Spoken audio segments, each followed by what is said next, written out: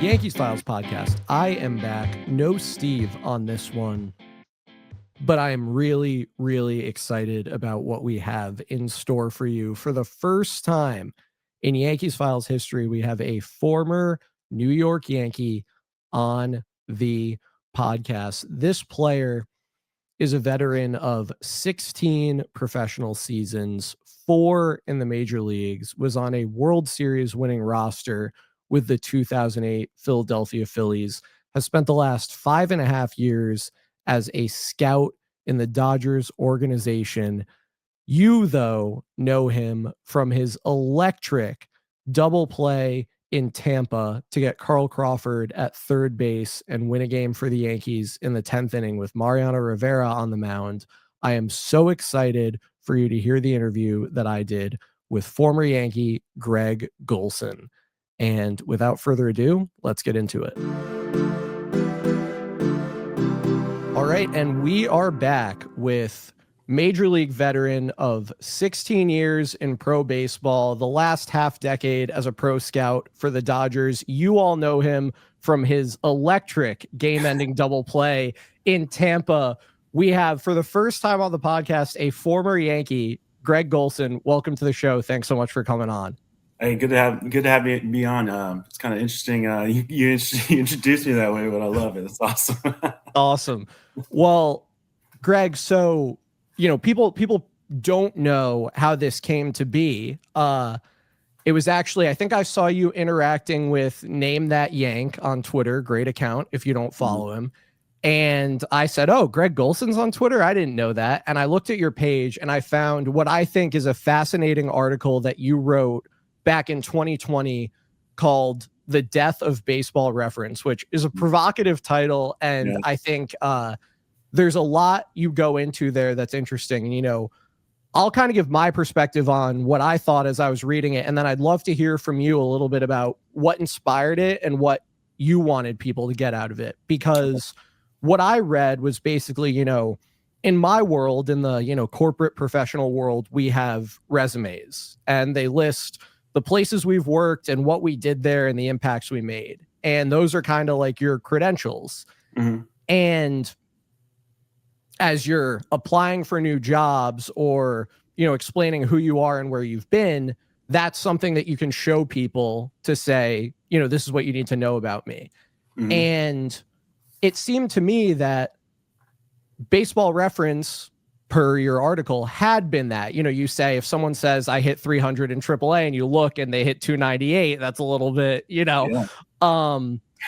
And the article goes on to explain how with, the democratization of information about baseball and the kind of bringing into the fold of people who don't have the same backgrounds in pro ball as someone like you, that resume, that Baseball Reference page is kind of devalued as one of the credentials for, working and building a career in baseball, probably mostly post playing. Mm-hmm. But I'd love to hear, what was the inspiration for that? It was around the time that your scouting career started. So I think it's a fascinating article. Everyone should go read it. You're at GoGoGolson on X/Twitter. But I'd love to just hear a little bit about it from your perspective. Yeah, I mean, what sparked it was I had just retired. I retired from playing. I was in independent ball in the Atlantic League. I was playing with the Lancaster Barnstormers. And I just finished playing and I was just kind of looking at what my options were, what to do. And I saw, you can get active on Twitter at the time and kind of build a following and maybe get something would spark off from there. And I just started mentioning making posts about what I did as a player that really helped me. So players that resembled me or players that had my skill set could try to do the same type of things.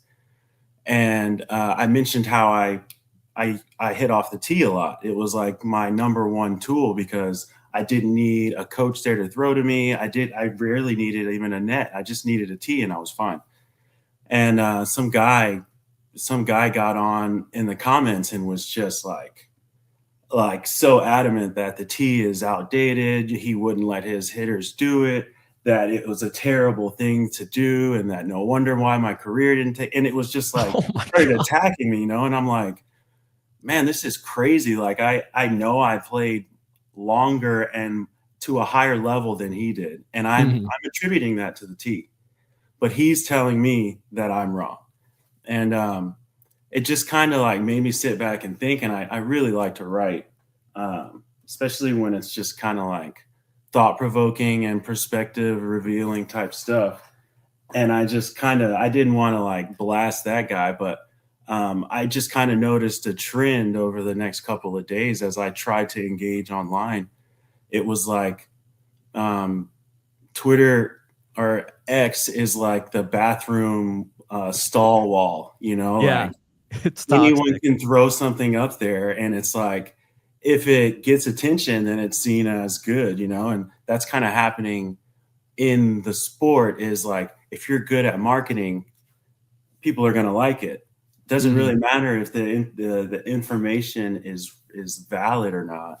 It's if you're a good marketing, if you're a good communicator, you can make anything sound good.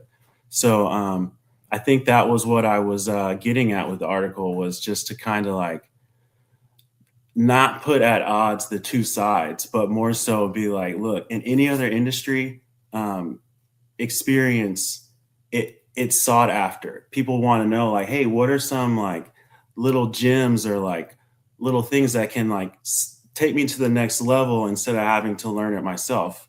I Mhm. can ask you and you can give me a little bit of a help up, because that was how it was. Like anytime I was around a player, I was asking something, you know so that was what sparked it. And I know that I remember the name of it. I saw so many people hitting, because on WordPress you get the traffic or whatever. Yeah. I remember when I wrote it, I was like the death of baseball reference. And then when I wrote it, I didn't think about like baseball reference is like an entity that probably is like, no, this is terrible, terrible title. So apologies to the baseball reference people, because I was trying to build it up as something that is necessary to be like, Mhm. okay, what's this guy saying? Okay, what is he specialized in, or what does he know, or how does he gain his information? As opposed to just, some guy that's like, hey, this is definitely the right way and I know it. And I mean, that's basically what some coaching champions, like I know, I think it was a football coach that was saying you have to coach in absolutes. Mhm. And it makes sense from a coaching perspective. You got to have something that you are, pushing, or something that you are coaching. But I think in baseball it's different because there's so many different ways to do it. So I don't know. That was a long-winded answer for the inspiration of what made it, but I basically wanted to like reveal, because a lot of baseball players don't try to communicate to you know it's just a tough medium to communicate across that For barrier. sure. you know you know For sure. And I think that's what's so exciting to me about what you're doing, being on X, guys like Trevor May with everything he does on social media, even active players. Brent Rooker is out there all the time, which I think is so cool. It's great to get to hear those perspectives. And one thing that you get into a little bit in the piece is about communication, and how in coaching or mentoring do you communicate an idea about what you think might help a certain player. And you have a great anecdote about Reggie Jackson talking to Curtis Granderson, but I'd love to hear just kind of any thoughts you have about the way that the ideas that are being communicated changed, over the course of the last 20 years or so. And also the way that possibly those methods of communication has changed, particularly as the people who are in baseball, that group looks a lot different than it did yeah. when you were coming up, as you've alluded to.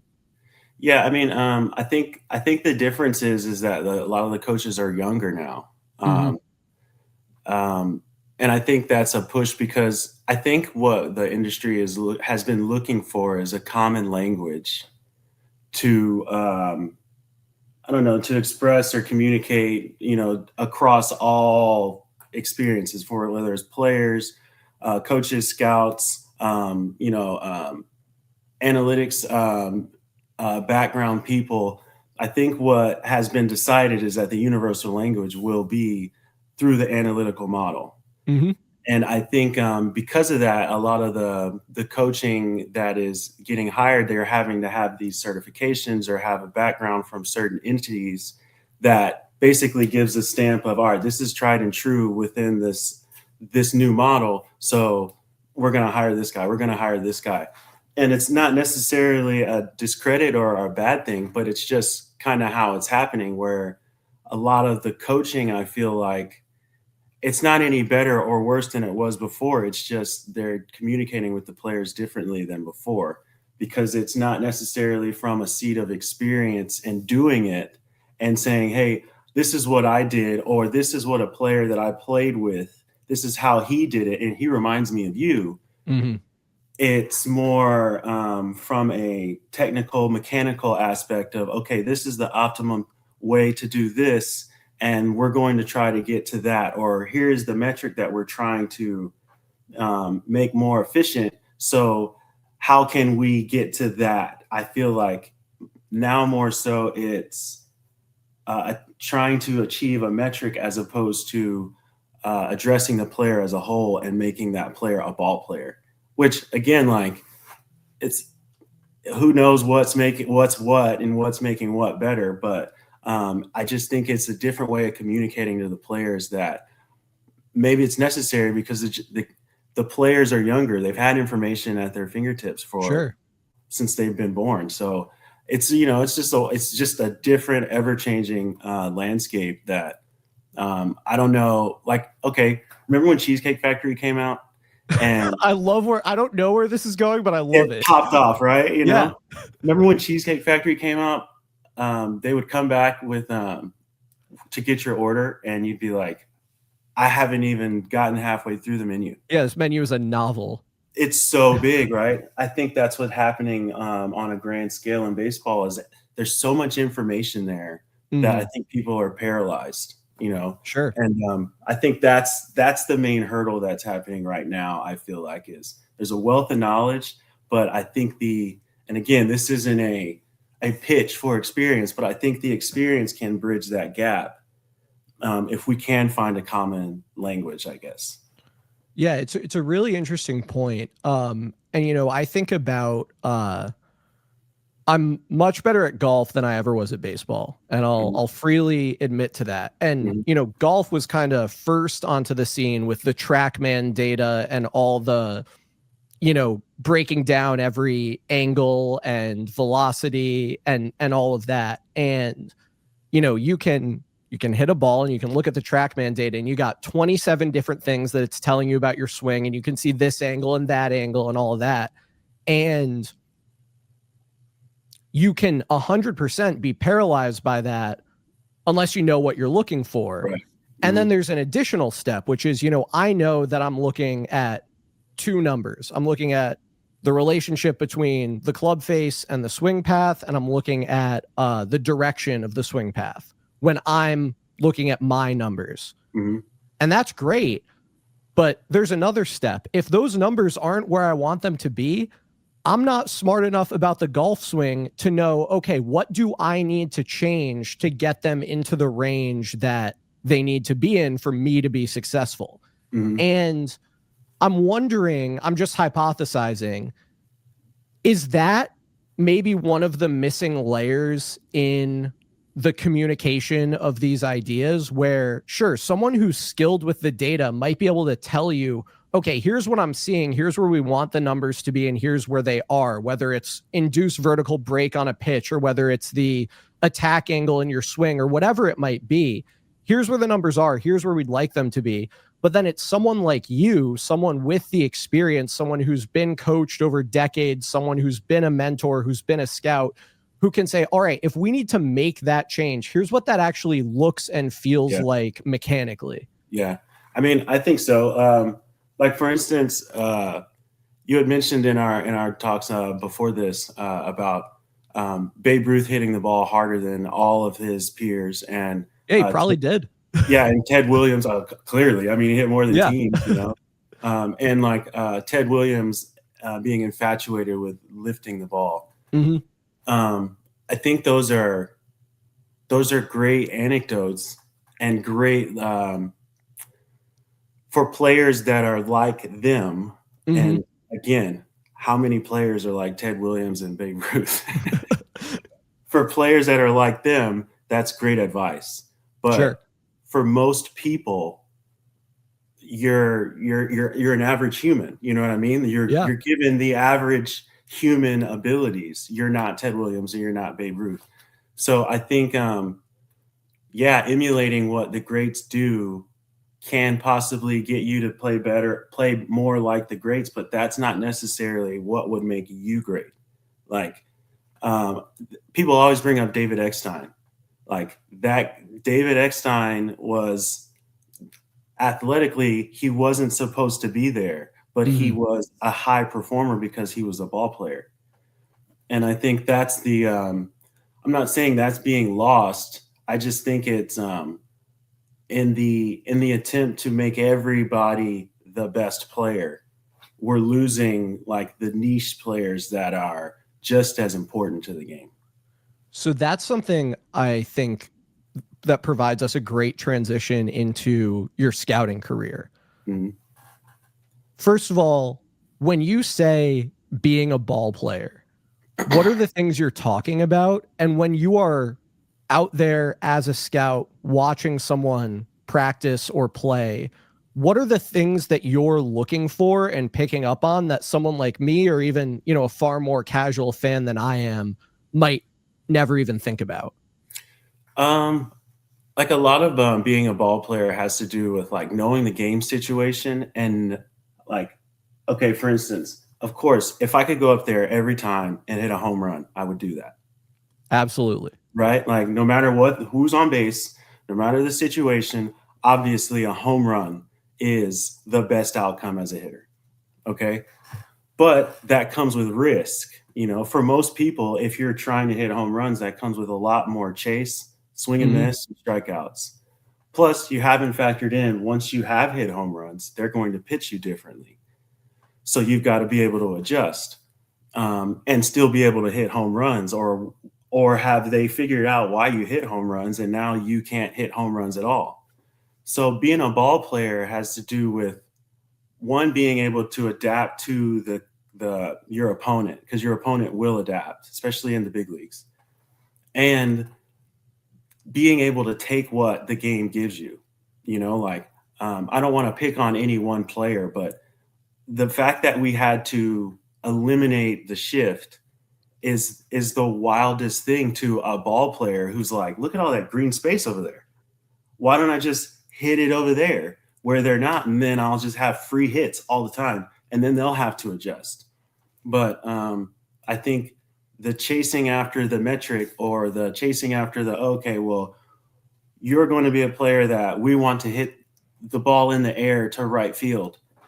Well, if that's what you're paid to do, then that's what you're going to do, and you're not going to try to hit the ball to left field. So I think the idea of a ball player is just a player who can say, okay, for instance, Will Smith.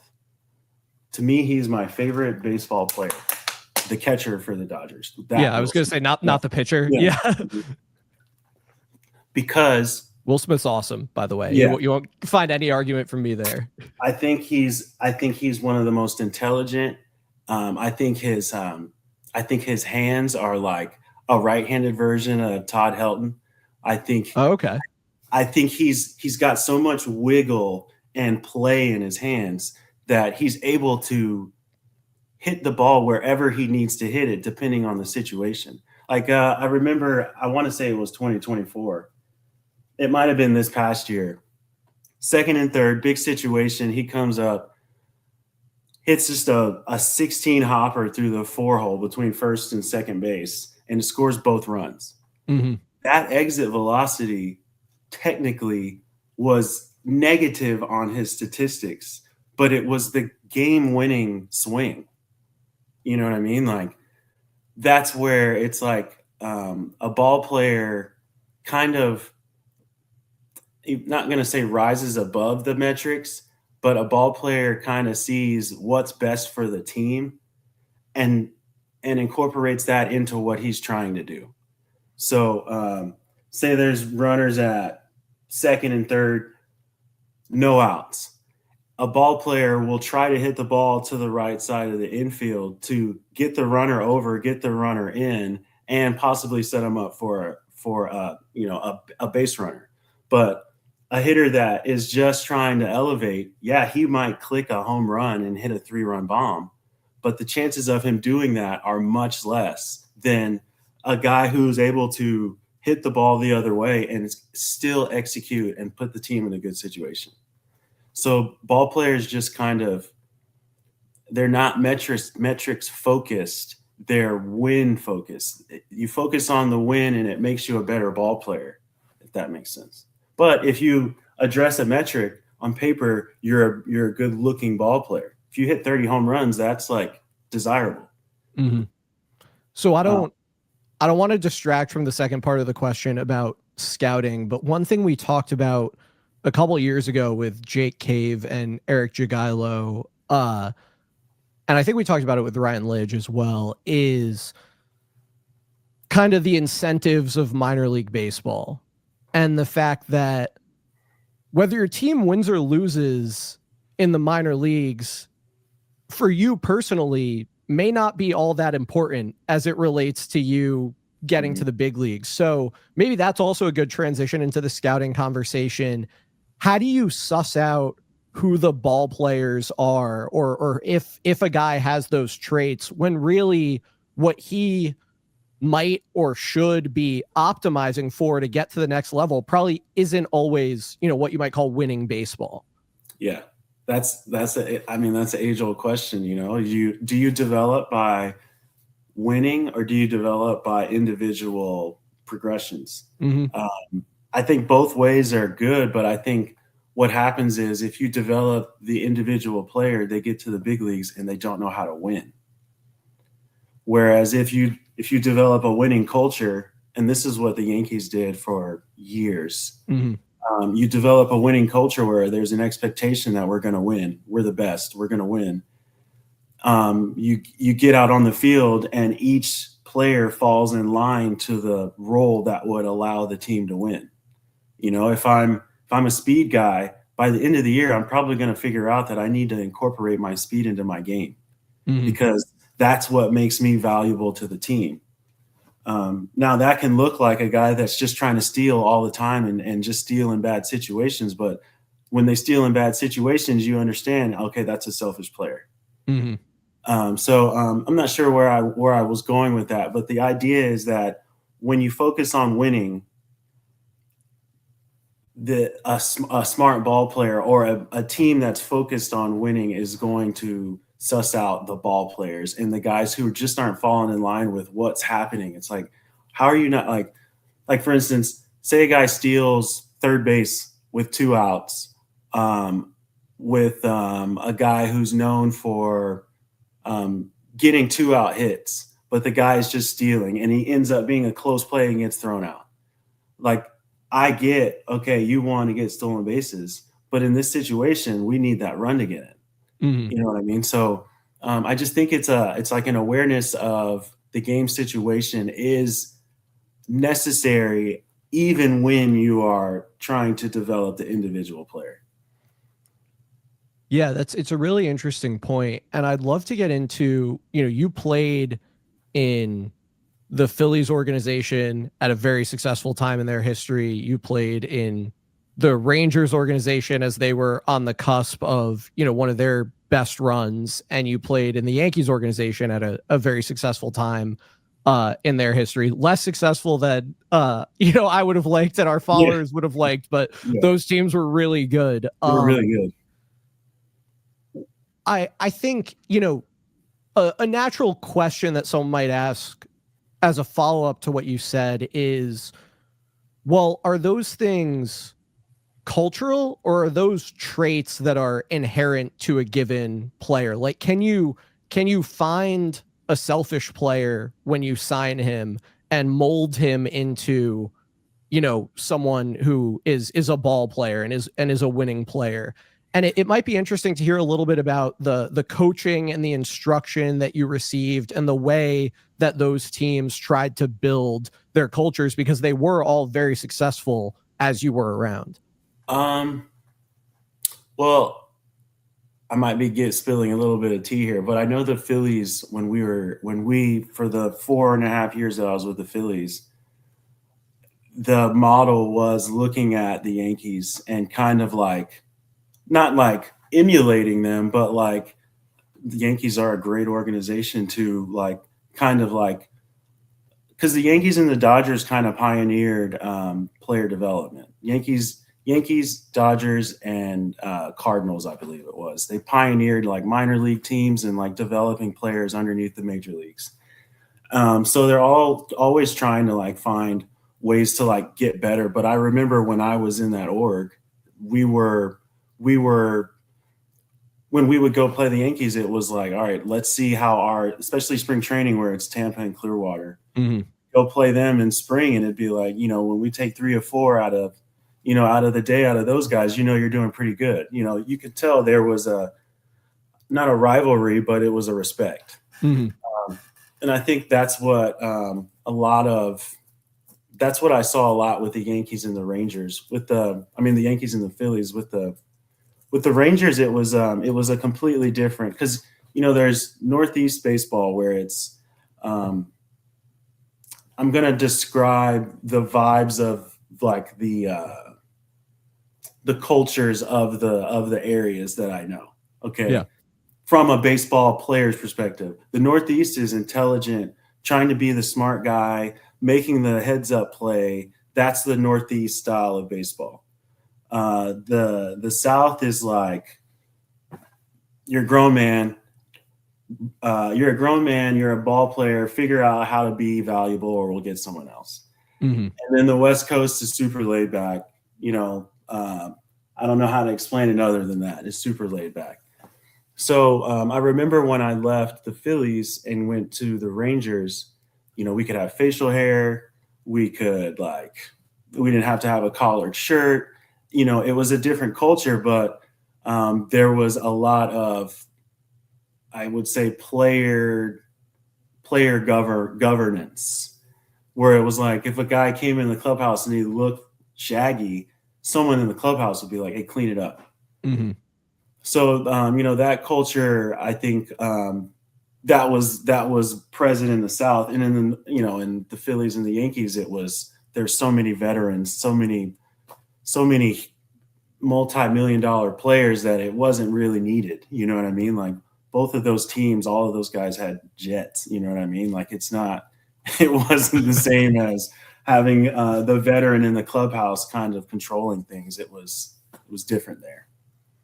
But as far as I think you asked about the coaching and the different, there wasn't much difference. I mean, you had good coaches, you had bad coaches. You know, they're all kind of given the plan for the player that is kind of given from the top down from the coordinators. You know, I had great coaches with the Phillies and great coaches with the Yankees. I remember one of the coaches who helped me so much defensively was a pitching coach. His name is Steve Shrink for the Phillies. He was always with my draft class for the most part going up.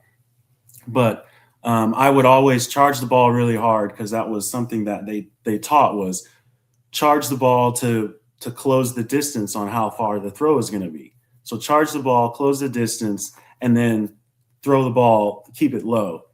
Well, I would be going too fast. I would charge the ball, I'd field it, but I would throw it straight into the ground. Because I didn't want to airmail it, because if I'd let it go too high, it was gonna go. You know what I mean?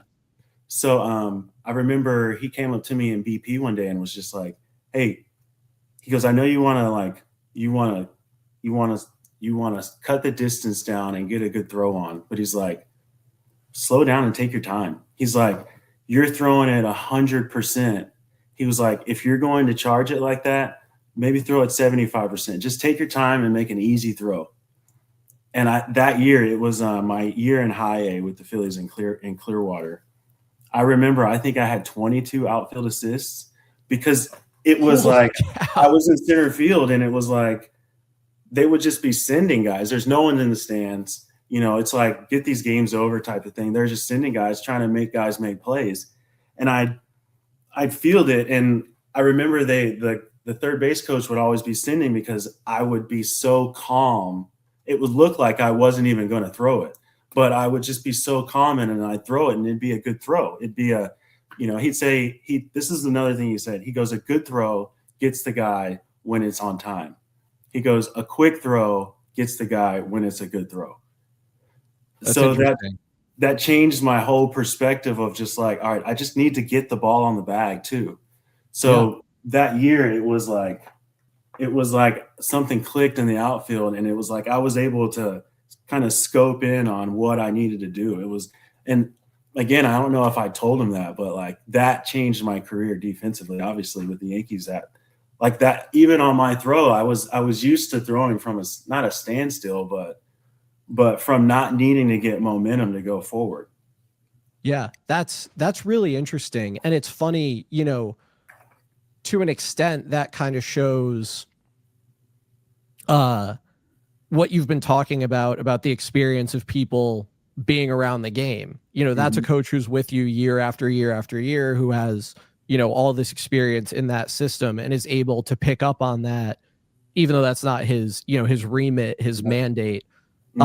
That's a really interesting one. You know, it's something that I think transitions nicely into is, you know, you played for the 2008 Phillies, who of course went on to win the World Series. You mentioned in some of our discussions prior to this how, you know, valuing experience, teams valuing experience probably hurt you a little bit in your career, because by the time, you know, you're 21, 22 years old and you're knocking on the door of the major leagues, you're playing on teams whose benches are stacked with really, really solid players. I think it'd be interesting for you to just expand on that a little bit, and how, you know, there can be that trade-off for a young player when you're talking about how much a team values the experience of the guys on the roster.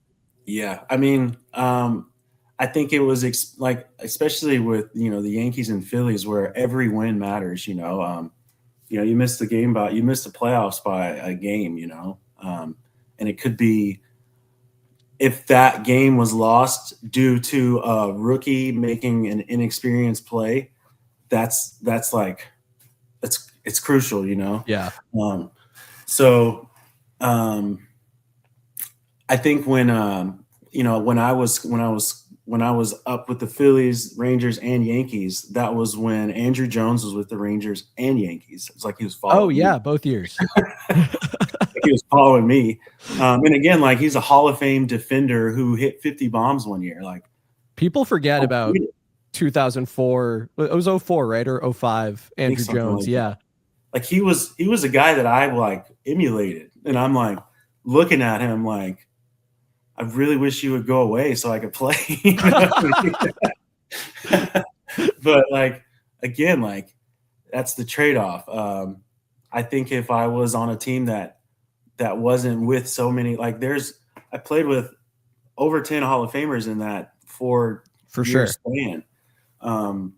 I think if I was on a team that didn't have that many guys, it'd be a different career story, because the at-bats just weren't there for me, you know. Like, one of my buddies, who will remain unnamed, he goes, I was kind of complaining about how even when Andrew Jones and I were on the bench together, when we were both in the same dugout, if there was a lefty pitching, well, they were going to start Andrew. Yeah.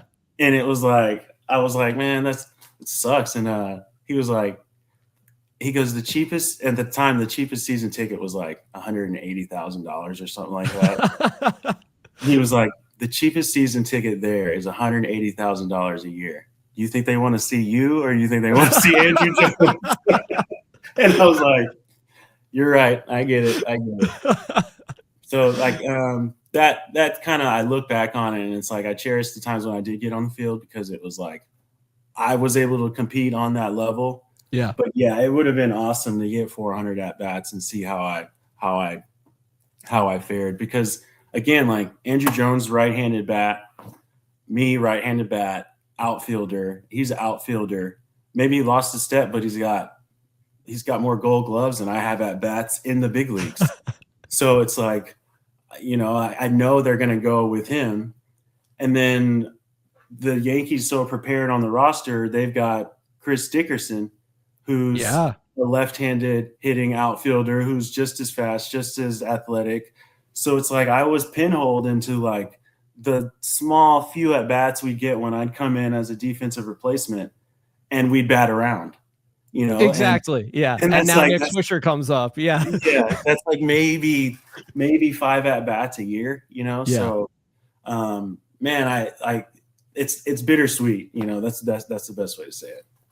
Definitely. That's, it's a really, I can imagine that coming up, it's exciting to be in an organization that's fighting for pennants and, contending for, in your case, winning the World Series. But yeah, you don't always, from a fan's perspective, you're not always thinking about, what does that mean for who's not getting a shot, and what does that mean for those guys? And it's funny to think about the Yankees, a few years later, they miss the playoffs a few years in a row. They get eliminated in 2015. And that's what gets Aaron Judge and Gary Sanchez and all those guys who became, the new core, the opportunities that they got. And if they're, if the midsummer in 2016 goes a little bit better and they're, fighting with the Blue Jays, then what happens to those guys? It's kind of the counterfactual that you never tell. One thing that I just thought was really interesting, and you got into it talking about the number of Hall of Famers you played with, and I will take this chance to say, I don't know if any Hall of Fame voters listen to this show, but Andy Pettitte, Andrew Jones, Chase Utley, I'll give, like, if you vote for Cole Hamels, if you vote for Jimmy Rollins, I'm open to it. Get those guys in. I 100%. Think it's gone too far. Anyone you played with who you think is underappreciated by the typical baseball fan or didn't get his due at the time that was just so much better than we realized? Well,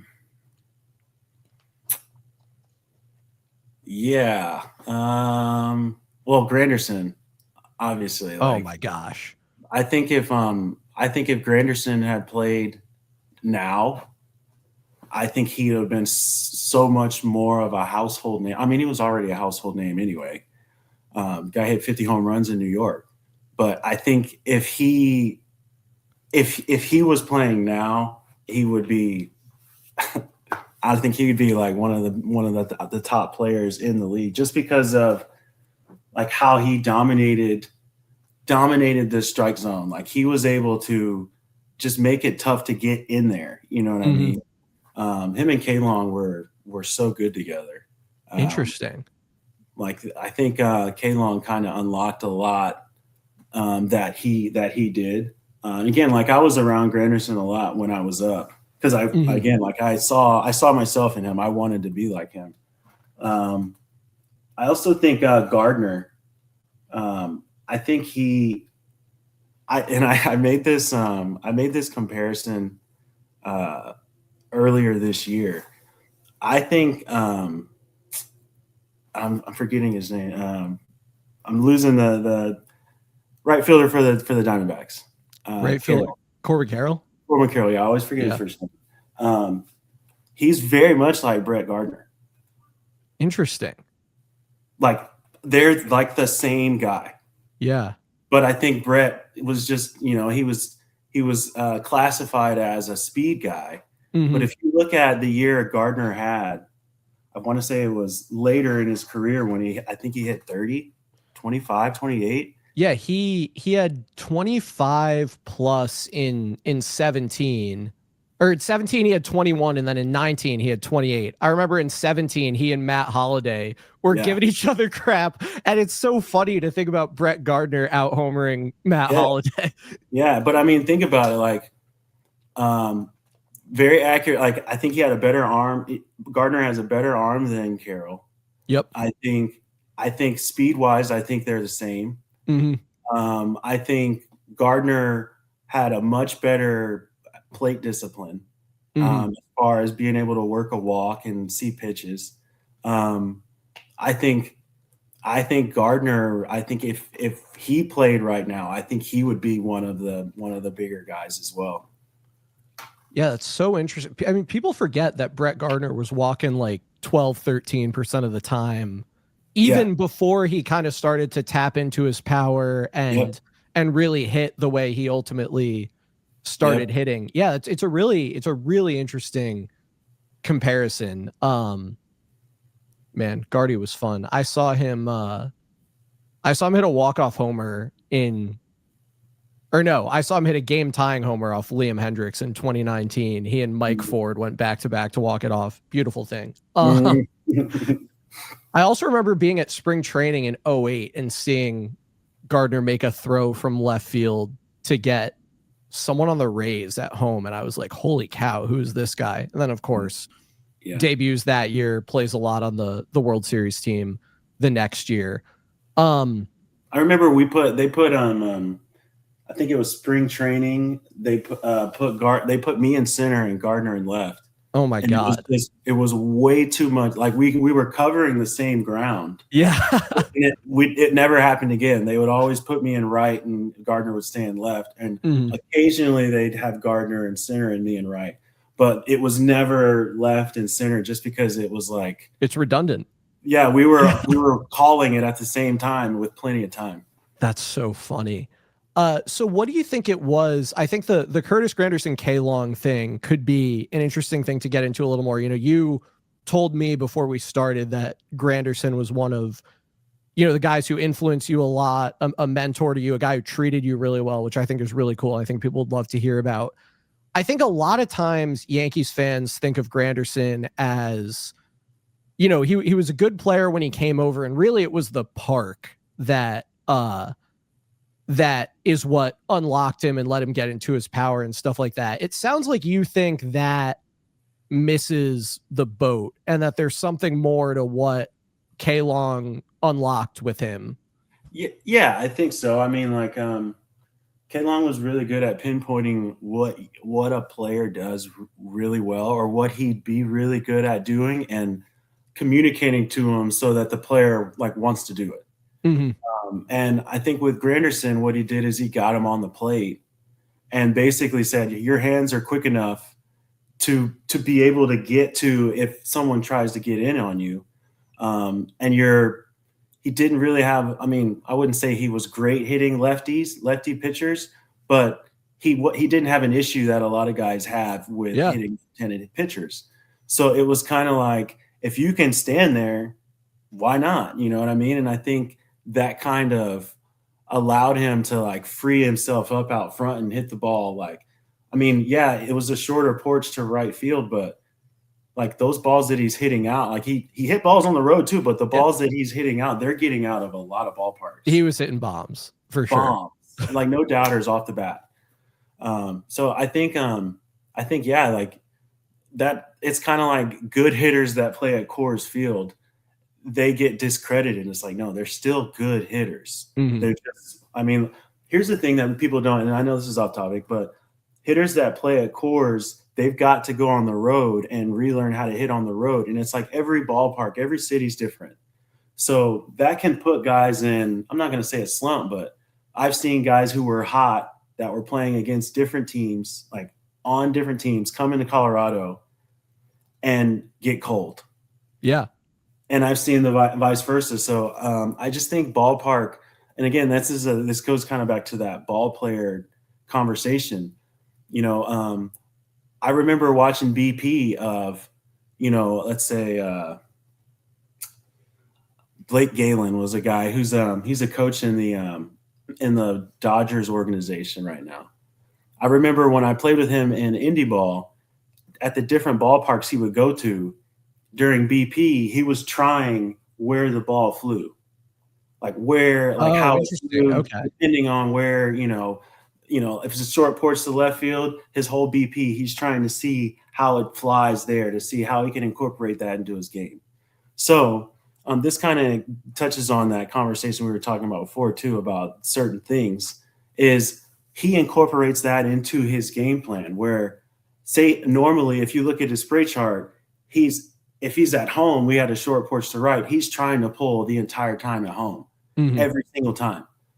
But when we go on the road, it's a different ballpark and it's easier to go to left field. He's trying to hit it over there. So the pitchers, they know his scouting report. They're pitching him like he's trying to pull.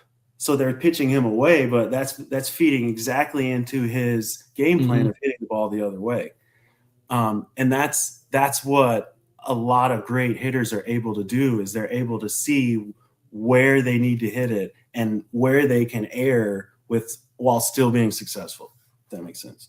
Yeah, no, 100%. And it's a really interesting, I think, there's so much about the game of baseball that we can quantify today. I tend to watch games with the Baseball Savant feed up on like my iPad, and I'm looking at break and I'm looking at exit velocity and I'm looking at expected batting averages and all that stuff. But there are still things that escape us. We have some proxies for it, but we don't know intent. We can only know so much about what a hitter is trying to do. We can only know so much about where a pitcher is trying to put the ball. We can only know so much about what a pitcher's trying to do with sequencing. And I think those are some of the areas that, for me, again, not having played the game at a high level and only being able to see what I can see basically on TV, I try not to speculate about. And I wonder, as you are watching a game, whether as a fan or in your capacity as a scout, are there any tells? Are there any giveaways as to, a guy comes up in, runner on third, fewer than 2 outs, simple situation. Is there anything that you look at in his approach, his stance, his swing, anything about that cat and mouse game between the batter and the pitcher that you're picking up on as you're trying to measure, hey, is this guy doing what I expect him to do to make what you would probably call the winning play? Or, is it a little more outcome dependent to say, well, he executed, I'm not sure if it was totally what he was trying to do, but it worked out. Do you know what I mean? I would say it is a little bit more outcome driven because if you just take any single game, okay, say the situation is runner at third base, less than 2 outs, infield is back. So the ball player move there is hit a ground ball anywhere, that run's going to score. Okay, say that guy does that. Next time he comes up, same situation, runner at third base. Now they bring the infield in. Now that same situation, he's got to try to hit the ball in the air or up the middle or something. He knows that they're going to probably go hard in because they don't want him to get extended and soft away to get soft contact.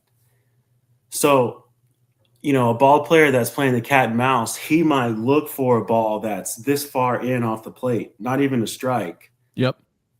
And try to get it out front, and that ball's going to go just to get him out there. If he hits that ball 500 feet foul, it's going to get the pitcher out of off the inner half of the plate. He's not going to come back in there. So sometimes the cat and mouse is like, I need to show them something so I can get back to what I need to do. But it's not necessarily anything that I'm looking at. Oh, he's going to try to do this. I'm expecting him to do it. But if he does something else that ends up, being a winning type of play, well, then that goes as a positive too. But you can definitely tell when a player has no consideration for the game situation. Like here's one. that is kind of, I'd say this is one of the more old school beliefs. Okay. Long inning, pitcher throws more than, let's say, 15, 20 pitches. Okay. It's the second inning. Our team comes up, that leadoff hitter needs to take a pitch. Mm-hmm. Like, the pitcher needs to rest. He's got to sit down. Like, if they make a quick out, that second batter, he needs to take a pitch. Mm-hmm. There should never be a 3-pitch inning, like, ever. Like, it sounds so like petty and minor, but there should never be a 3-pitch inning, and there should never be 3 consecutive pitches for outs. Interesting. So say, like, first batter comes up, works a walk, or has an 8-pitch at bat and pops out. Mm-hmm. Second guy swings, pops out. That next guy needs to take a pitch. Yeah. Like, there's stuff like that where it's like you can tell if the players or that lineup is paying attention, Mm-hmm. or if they didn't know. But if you see that at a higher level, it's kind of like, that's a selfish, to me, that's a selfish swing, especially that last hitter. That's really, and it's very interesting. It is, I think, one of the things that, a lot of people are probably not picking up on in the same way as you are. And, I mean, I think about people when the Yankees were playing the Blue Jays in the playoffs, there were a lot of early swings off Gausman. And I think the thought was, well, you can't let him get to the splitter when he's ahead in the count. So, you need to, if you see something you like early, you need to go after it. And that, of course, let him get deep into the game. I think there was a similar Rick Porcello game in 2018, and now I'm just reliving bad Yankees memories. Yeah. But what do you think is like the trade-off between those things? Pitchers are really good. Yeah. I'm of the opinion that they're only getting better. I think it would be interesting to hear what you think about that. And there are fewer and fewer pitches that you can drive, and there are fewer and fewer as you get, increasingly behind in the count. So, how does a thoughtful hitter who's keeping in mind what he's being asked to do in that lineup, the game situation, and taking all those things into consideration, what can a hitter do when he's in that situation? You're facing Kevin Gausman in the playoffs. He's filling up the strike zone and the splitter's nasty.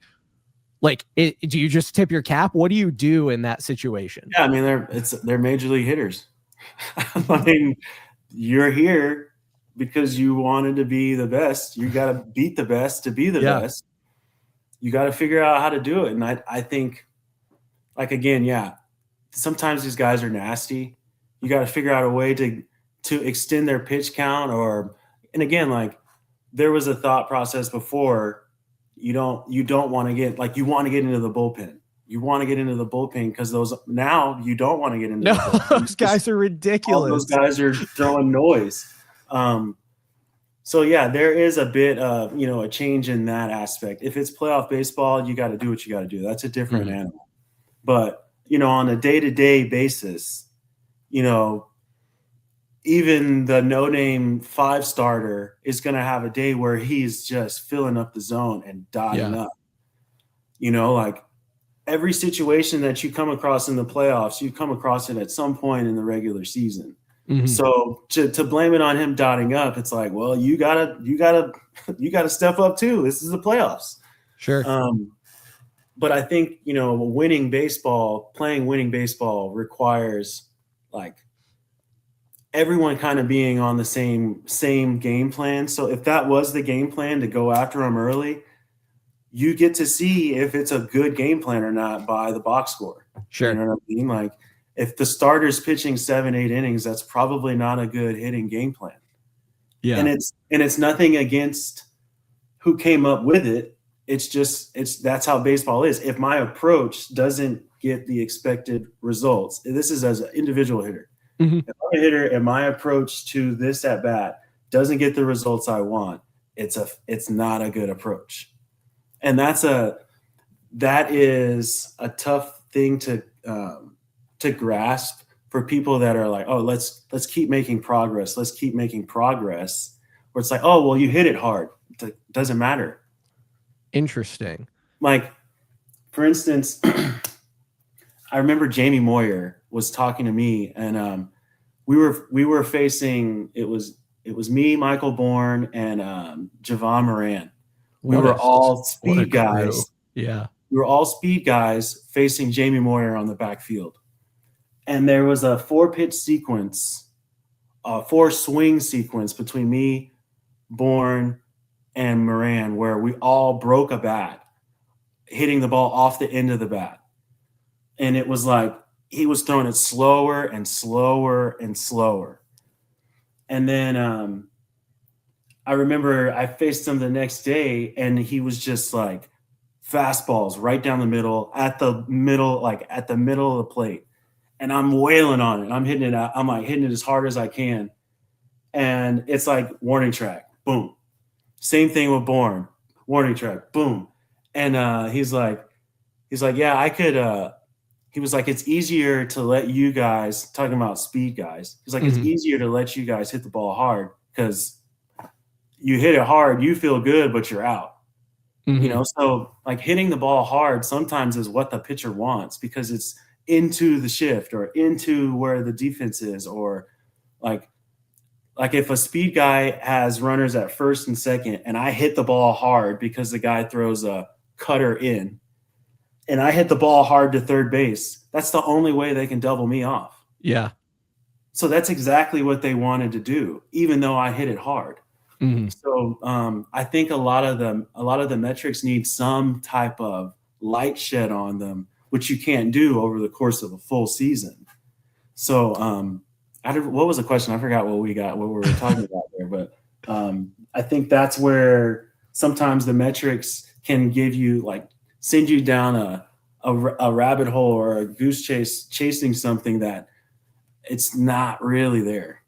So talk to me. I think this is a good transition into, you expressed the concern that you might, doing this might make you look like you're against analytics. Yeah. And I'd love to hear your take on either some of the numbers that you do look at or how you use those metrics to inform, your evaluation of a player, or just anything about the way that you think the trained eye that you have from, 2 decades now in the pro game, and the wealth of data and information that we have today and, that we've built over the last, 10 or so years with the StatCast metrics, how can those things come together in a fruitful way? And how do you personally kind of help them to mesh?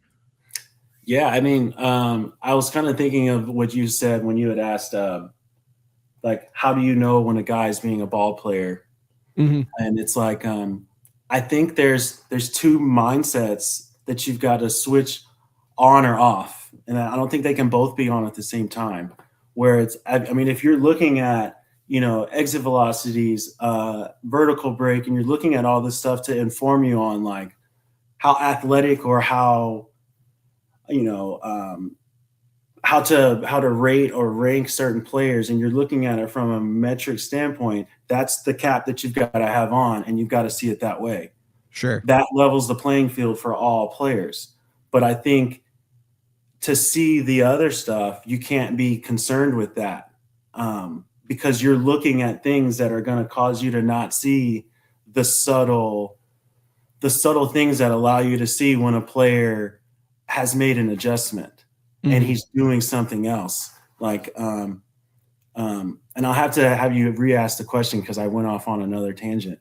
But the idea is, like, say I'm watching this guy hit, and the first at bat, he swings at 2 pitches way inside because he's getting fooled. and it's because he's trying to hit the ball to left field. And then the next at bat, he goes up there and hits a ball to first base and kind of misses it, but you can tell that he tried to change his approach. Mm-hmm. I don't feel like you're going to notice that if you're looking at just the outcomes for the metrics, if that makes sense. So I'm not anti-analytics. I just think there needs to be light shed on a lot of the things that we are looking at. Like, I don't think you can, again, like you said, you can't have that perspective of what was this guy trying to do during this. But maybe it's you tease it down even more to know the exact situation for all these metrics, and then it gives you a more informed opinion. But I think there's been an over emphasis on chasing a number or a metric that is going to say, okay, this is how we win at baseball, when it requires, sometimes to win at baseball, it requires you to do something that is anti what you've always done. Mm-hmm. Which is, again, this is kind of going crossing back and forth, but again, this is analytical for me to know what I normally do and do something different. Sure. You know? So like, I remember when I got to the Yankees, I was blown away with how prepared the scouting reports were. Like they had the umpires zone and where they typically miss, and like their emotional states, and like it blew my mind. I was like, oh my gosh. Like I remember for the Phillies, the scouting report, I remember we were in the hitters meeting and Jimmy Rollins was like, with this guy behind the plate, if you're a rookie, don't even look at him. He was like, wow. He was like, you get a called strike, you look right back this way. He's like, don't look at him. He's like, he will get bigger if you look at him. And if he looks at you and he thinks that you're disrespectful, you're not going to have a good time.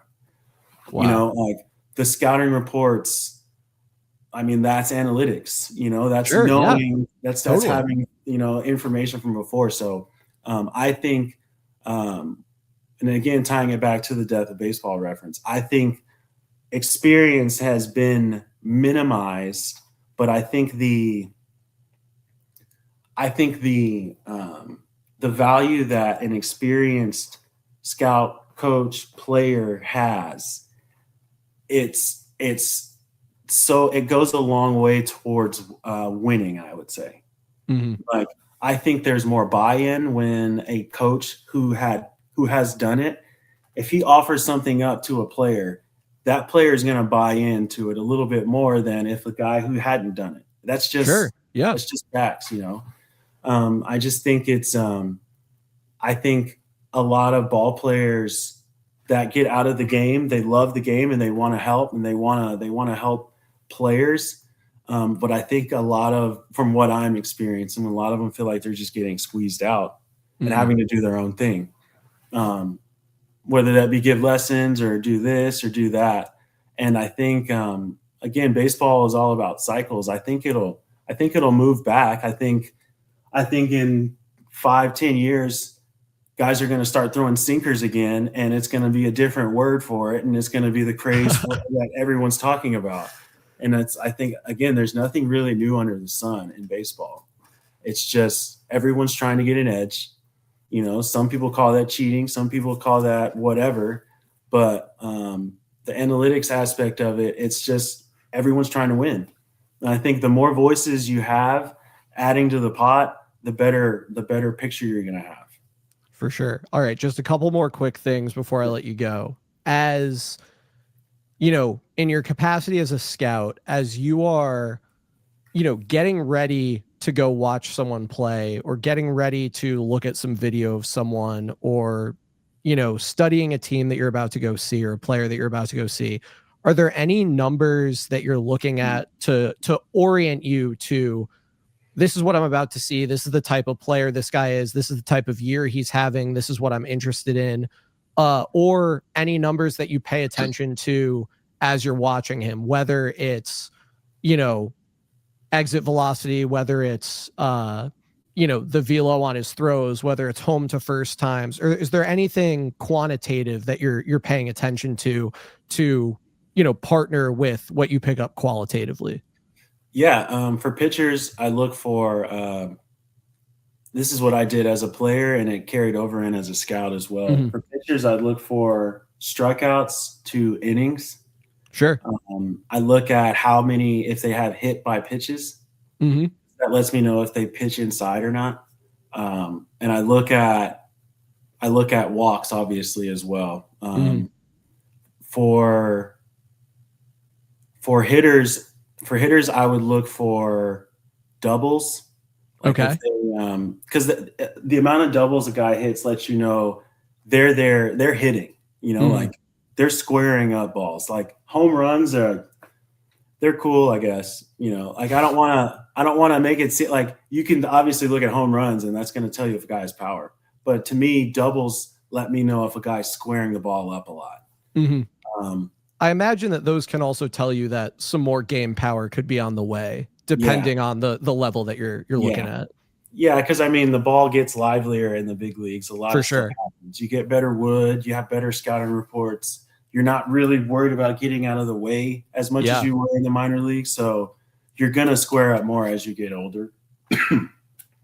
For hitters, I like to look at stolen bases also. Something that isn't really a stat that I really like for ball players is moving two bases. Oh, So first to third, second to home. Yeah. scoring from second, because that's a double. You know, like it's the equivalent of a double, but you know you didn't have to hit it. So to me, that's like it's not a stat yet, but that's like gold to me. You know, going first to third, to me that's the equivalent of like a double play. Shout out to Baseball Reference, you know, bringing this a little full circle. I believe that on the team base running and miscellaneous stat page, you can see the rate at which they successfully went first to third. So the life of Baseball Reference on that one. Yeah, the revitalization. Exactly. And then just a couple kind of rapid fire things for you. And I didn't tell you this was coming, but a couple rapid fire things before we wrap this up. First, one rule you would change about the current game of baseball. I would have the scorekeeper decide who the win goes to, and it could be any player. Oh, wow. That is not one that I expected. That's really interesting. I mean, they kind of do it anyway. Yeah, that's fair. That's fair. Wow. Okay. What should have happened to the 2017 Astros? More. I can't say more. I think, and I don't have any knowledge of what happened, or not what happened, but what they decided. Yeah. But I would venture to say that when they looked under the hood, there was a lot of teams that were probably also cheating. So it kind of was like, okay, we'll act like we gave them something so we don't have to go deeper into that. That's what I think. But I think if it was just them, I think they should have probably gotten some stuff stripped, if that was what I was saying. Yeah, that's going to be a popular answer. I can assure you. The best team I ever played on, excluding your four big league teams. There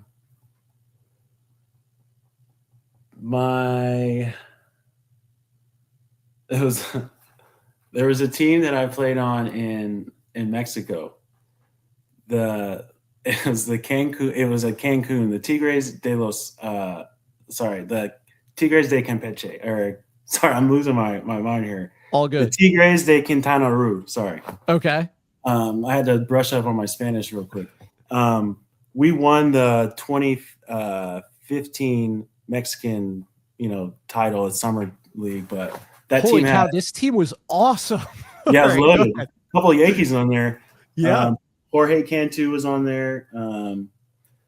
A bunch of Latin pitchers that were like dominant down the stretch.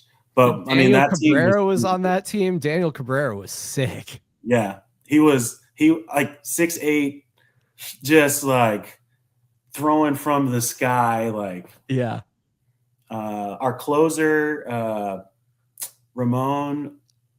Was it Ramon Ramirez? Yeah, I think so. Yeah, Ramon Ramirez was sick. Oh, yeah. but you also had Ortiz, Ramon Ortiz and Francisco Rodriguez, but not that Francisco Rodriguez. It looks like yeah, who also had 20 saves. Yeah, that team was like we just kind of knew, like the lineup was so short because I mean Cantu was like, I mean Cantu's following in Mexico is like, I mean, he's one of the most, probably the most famous Major League Baseball player, other than like position player for sure. I think he's the most famous one in Mexico, and he's like his strike zone was like this big. Like he would take pitches that caught the white, and the umpire didn't want to call it. He's like, "Nope, I'm not ringing this guy up. Go ahead." That's how he gets 135 hits and 100 ribbies in 106 games. Yeah. I mean, he and his presence in the box was just, I mean, he's Jorge Cantu. Like a lot of these guys that are pitching to him, they never got to the States, and they're trying to like slay the dragon, but like it was impossible pitching to him. That's so funny. I was a leadoff hitter, so I'd be on base with him hitting. It's kind of like it was a tough matchup. Yeah, and you hit 335 that year. Did you give him a little crap? Hey, I'm sneaking up on you because he was at 350. Yeah, I mean, I think the whole team hit over 300. It was pretty. Crazy. It was pretty. Like that team was really good. Yeah, and was the offense in Mexico as crazy then as it is now? Because you see, like, you know, everyone's talking about Robbie Cano hitting like 430 down there, like. It seems like the offensive environment is just insane playing there. The way the pitching is different. Like it's a different brand of baseball. The pitchers are a lot more crafty. They don't have the velocity. They don't have the velocity that there is in the States. So you're going to see a lot more breaking stuff, a lot more like antics, like other ways to get you out other than like. You know, like, I don't know how to explain that, but you'll see stuff that you've never seen before at work on a baseball field. I don't know. I think there's a lot of ballparks like Mexico City is above Colorado. Yeah, it's 8,000 feet or something. Way up there. Pop-ups get out. Another one I think is Oaxaca. It's also like way up in the mountains. So like half the league is above like what we would consider, you know, the ball's going to fly a lot.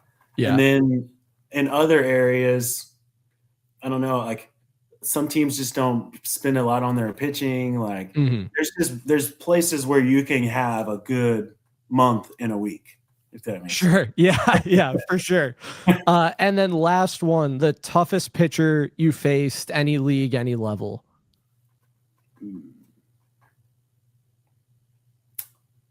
I have two answers for that. Okay. I remember I was probably a sophomore in high school, and a pitcher that had gotten drafted from the area had come back and was just throwing like a bullpen, whatever. His name was Rhett Revere. I believe that was his name. But he threw, like, I just stood in as a sophomore facing him. And it was some of the nastiest. I mean, again, I hadn't ever seen professional level pitching, but that made me want to, like, I don't know, that was an eye-opening experience that kind of humbled me. On the major league level, or at the professional level, there was a guy. His name was Cam Micolaio. Oh gosh, you're stretching my. I think that's his name. Let's see. Where'd you face him? Low A. I was in Low A. Okay. I was in Lakewood, New Jersey. All right, now we got it. Now we got to find this. Yeah, guy. Cam Micolaio. Mickolio. Whoa.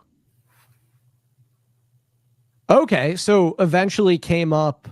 I must have seen him play for the O's. Eventually plays 3 seasons for the O's and then goes to Arizona. And you face him in low A? Yeah. He's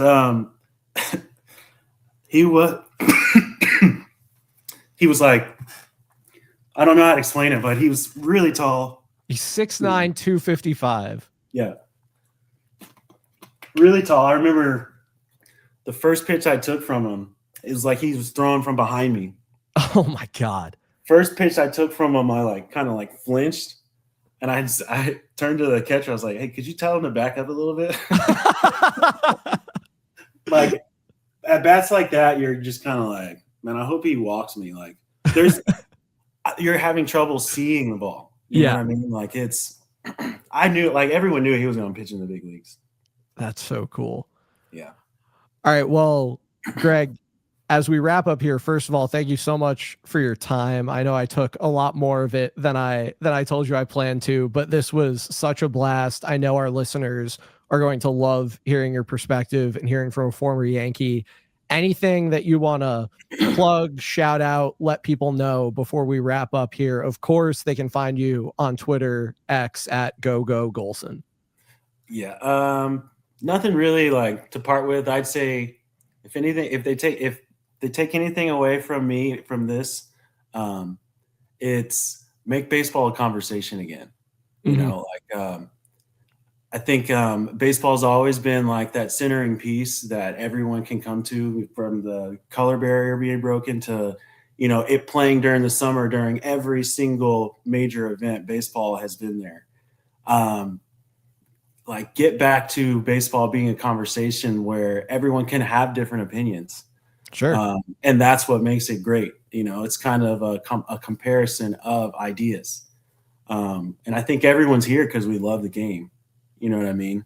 So that's what I kind of want to parting with is, I'm not anti anything. I love the game. That's it. And so do we, and so do our listeners. So I know they're going to love this. Greg Golson, thank you so much. You're welcome back anytime. I appreciate it. Thanks again, Will. That wraps up our interview with Greg Golson. Thank you so much to Greg for coming on the pod. I'm really excited to have him back on again sometime soon. So cool to get his perspective, and we cannot thank him enough. For all of you, we will be back with even more off-season content here in the near term. We are optimistic about what might happen, but we know it's been slow moving. We can't wait for there to be more to talk about. You can keep up with everything we do at YankeesFiles.com.